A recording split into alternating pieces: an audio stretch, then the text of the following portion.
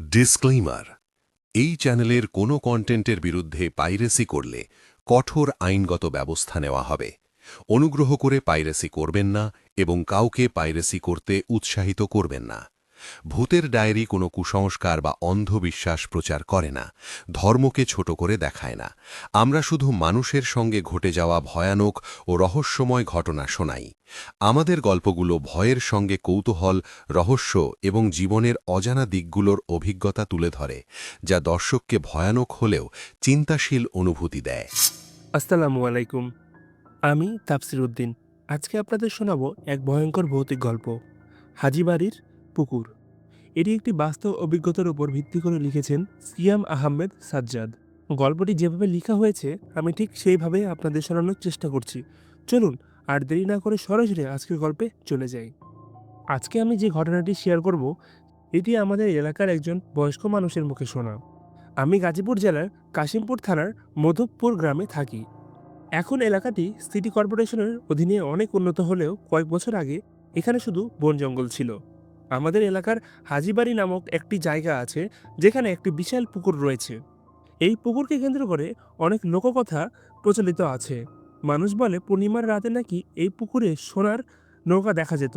একদিন কৌতূহলবশত আমি এলাকার প্রবীণ ব্যক্তি শহীদ চাচাকে এই বিষয়ে জিজ্ঞেস করি। তিনি আমাকে যা শোনালেন তা শুনে আমি যেমন অবাক হলাম তেমনি শিউরে উঠলাম। তার ভাষ্যমতে, তখন আমি ছোট, পড়াশোনায় মন না থাকায় বাবার সাথে কৃষিকাজ আর গরু চড়াতাম। ওই বয়সে আমার একটা নেশা ছিল, রাতে একা একা মাছ ধরা। একদিন বাড়ির সবার নিষেধ অমান্য করে ছিপ নিয়ে বেরিয়ে পড়লাম। রাত তখন আনুমানিক ৮টা কি ৯টা। আকাশে ঝকঝকে পূর্ণিমার চাঁদ। আমি ঠিক করলাম আজ হাজীবাড়ি পুকুরেই মাছ ধরব। পুকুরের এক কোনায় বসে মাছ ধরছিলাম, ছিপে মাছও উঠছিল ভালো। হঠাৎ আমার নজর গেল পুকুরের শান বাঁধানো ঘাটের দিকে।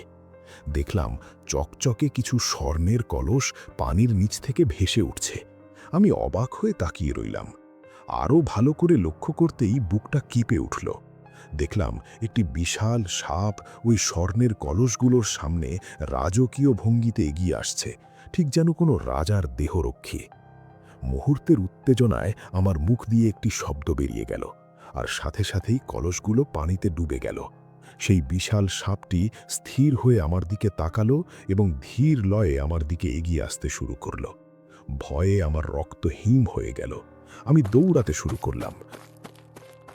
সাপটিও আমার পিছু নিল। অনেকটা পথ আসার পর দেখলাম পিছনে আর কেউ নেই। আমি হন্তধন্ত হয়ে বাড়ি ফিরে চুপচাপ শুয়ে পড়লাম। পরদিন সকালে ভেবেছিলাম ওটা হয়তো মনের ভুল, কিন্তু ওই রাতে আমি স্বপ্নে দেখলাম সেই সাপটি মানুষের গলায় কথা বলছে। সে বলছে, তুই অনেক বড় ভুল করেছিস, আমরা তোর ক্ষতি করবই। ভয়ে আমার ঘুম ভেঙে গেল। সারা রাত আর দু চোখের পাতা এক করতে পারলাম না। বিকেলে যখন মাঠ থেকে গরু নিয়ে ফিরছিলাম, হঠাৎ মনে হলো পিছন থেকে কেউ আমাকে ডাকছে, কিন্তু ফিরে তাকিয়ে কাউকে দেখলাম না। সন্ধ্যের ঠিক আগে দিয়ে হঠাৎ সেই সাপটি আমার সামনে এসে পথ আগলে দাঁড়ালো। চোখের পলকে সাপটি এক বিশাল ভয়ঙ্কর অবয়বে রূপ নিল। সে রাগান্বিত হয়ে আমার দিকে ধেয়ে আসছিল। ঠিক তখনই পাশের মসজিদে মাগরিবের আজান ধ্বনিত হলো।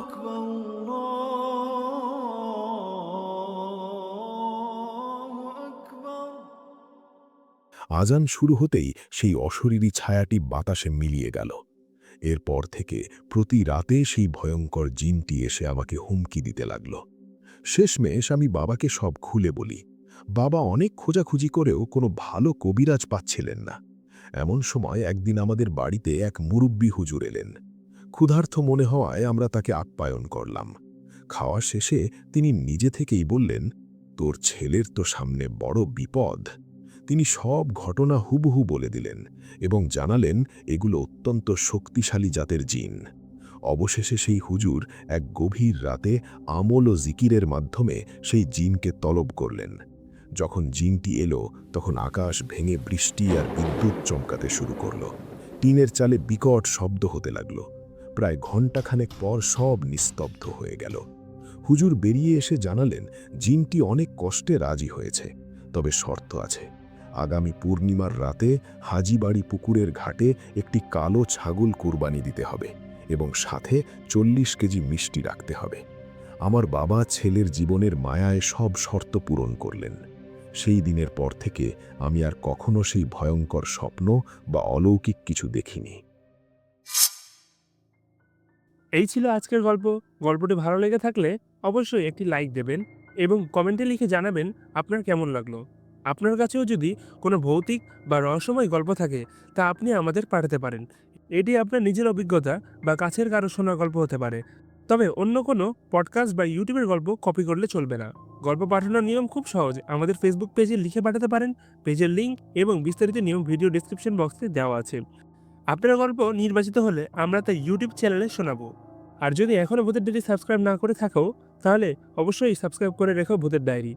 কারণ ভয় ঠিক তখনই আসে যখন তুমি ভাবো সব ঠিক আছে। আবার আসবো এক নতুন ভয়ঙ্কর আর রহস্যময় গল্প নিয়ে। ততদিন ভালো থেকো, সুস্থ থেকো। আসসালামু আলাইকুম।